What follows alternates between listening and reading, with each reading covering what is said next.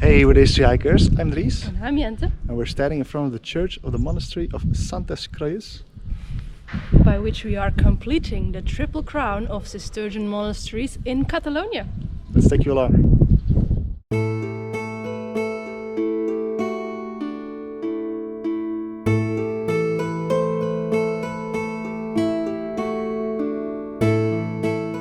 In the 12th century, new lands in Catalonia were conquered from the Moors. To bring new life to the land, the Count of Barcelona ordered the foundation of an abbey. It took 3 tries to settle the abbey, because the first 2 were in an unsuitable location. Eventually, the abbey was founded near the river Gaia, on a plot of land that was suitable for farming, had lots of fresh water, and was away from populated areas.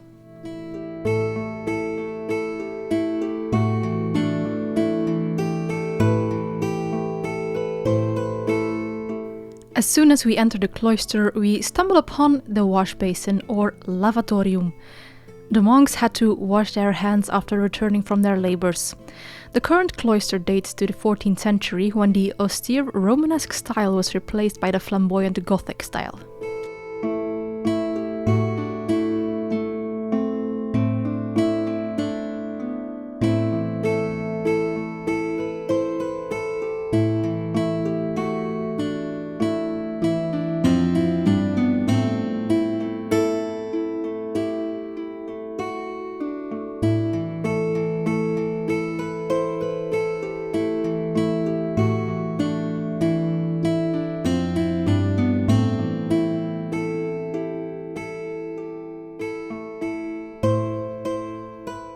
The Abbey of Santes Creues is home to not 1, but 2 cloisters.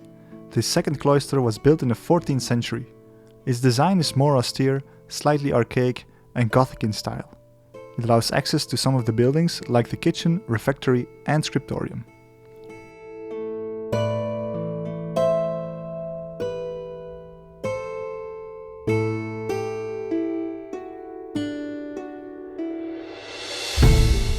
In its first century, the monastery grew and consolidated its place in Catalonia. It was always favored by the Aragonese crown, though its role changed significantly when King Peter the Great of Aragon decided he wanted to be buried in the abbey. The abbey changed status to royal pantheon and abandoned its ascetic ways. Simplicity and sobriety were replaced with the ornate Gothic style.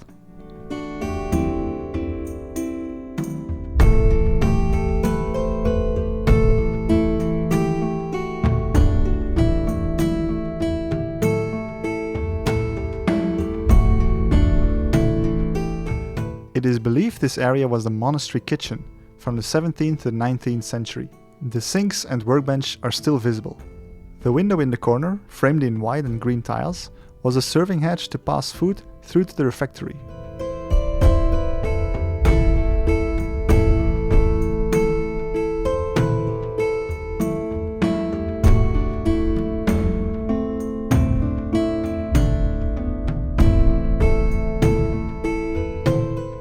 The refectory was originally the reception to the abbot's palace, but was repurposed later on when the abbey had to downsize.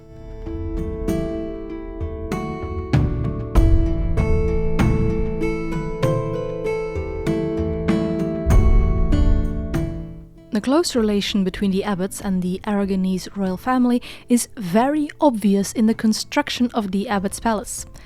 Though named for the abbot, its intended inhabitants were probably the royal household whenever they visited the abbey to oversee its development. It is marvelously decorated and features a column made out of porphyry.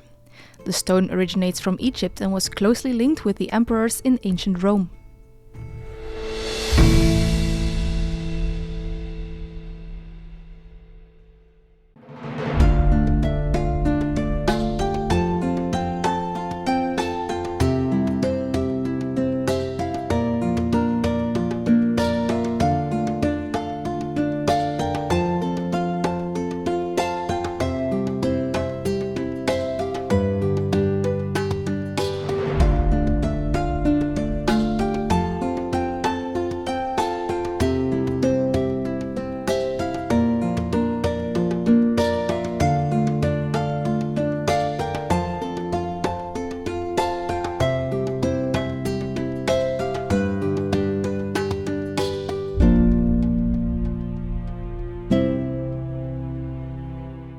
Here in the back of the monastery, we find some of the oldest remains. This is where the first monks settled and built their first buildings.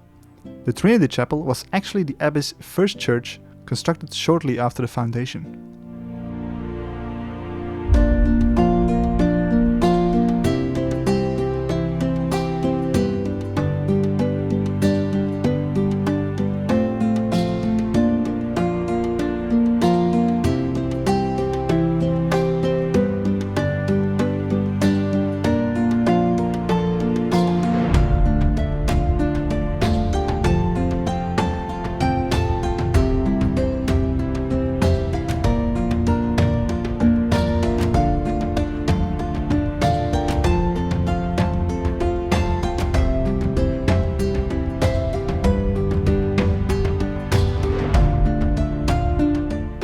This arch is the sole remnant of the 17th century retired monks' quarters.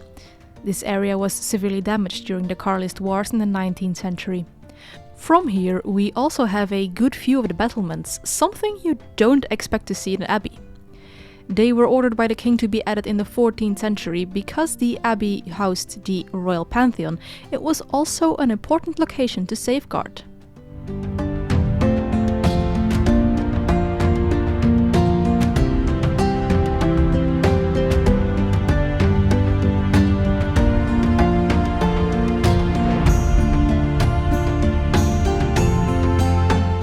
The land behind the church held the abbey's cemetery.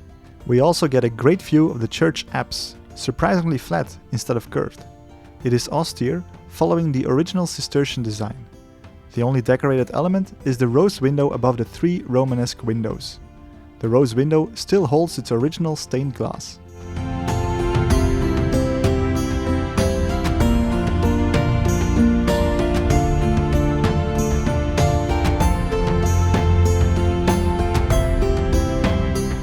After the Black Death, and especially from the modern era on, we notice a decline in the abbey's prosperity. Though they were in no way destitute, they no longer had the grandeur of its medieval past. The abbey had to downsize in the 18th century, for example, as there were no longer enough monks to fill the large rooms.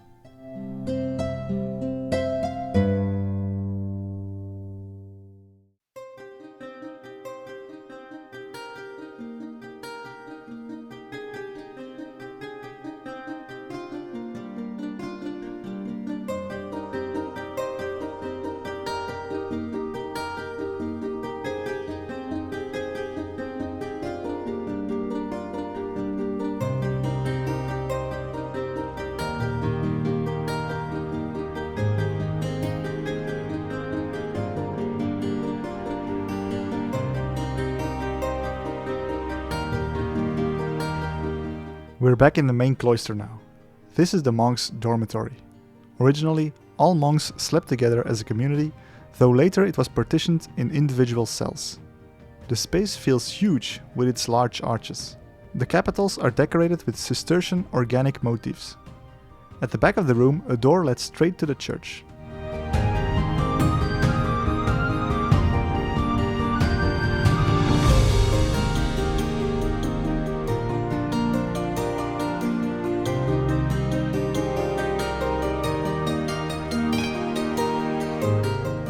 In the chapter house, the monks listened to a chapter of the Rule of Saint Benedict every day.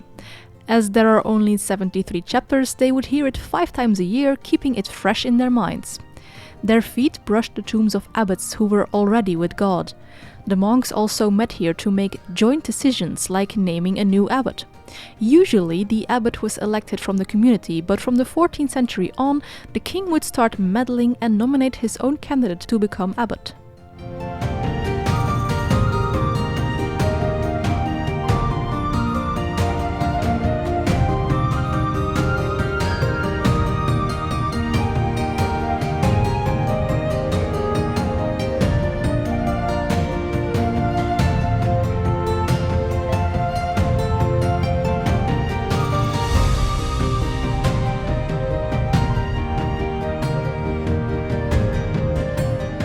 Usually only men, or men and their wives, were buried inside an abbey. However, this is the tomb of a single noblewoman, Magdalena Valls da Selva. She made a donation to the abbey with the explicit request that she could be buried inside the monastery.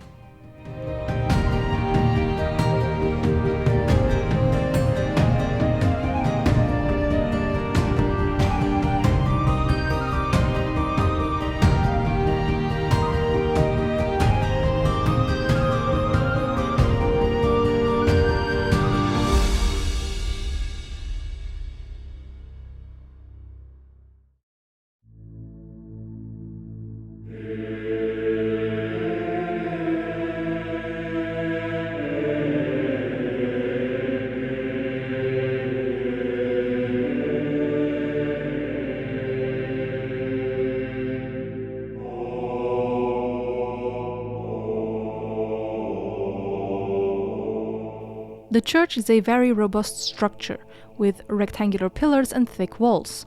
The roof is the only place where you can see some Gothic elements. The church is of course also the home to 2 royal tombs and the only tombs of the royal house of Aragon that are still intact. On one side is the grave of King James II and his wife Blanche of Anjou. On the opposite side are the remains of James's father, King Peter the Great. As you might notice, his tomb is also made out of porphyry. It's actually a Roman bath, which has been repurposed as a sarcophagus.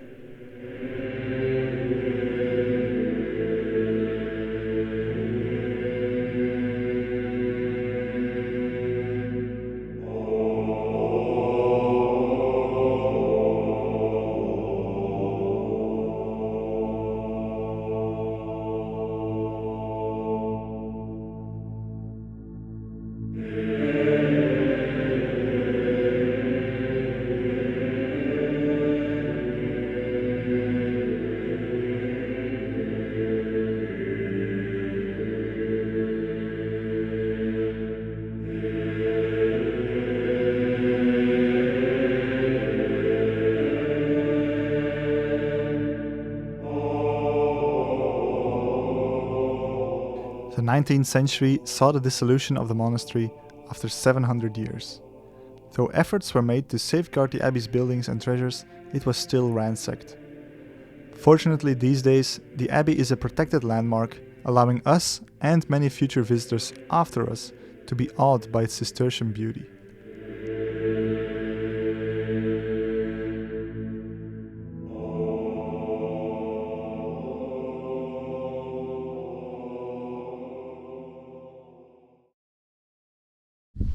Just completed our tour of the monastery of Santes Creus. What do you think?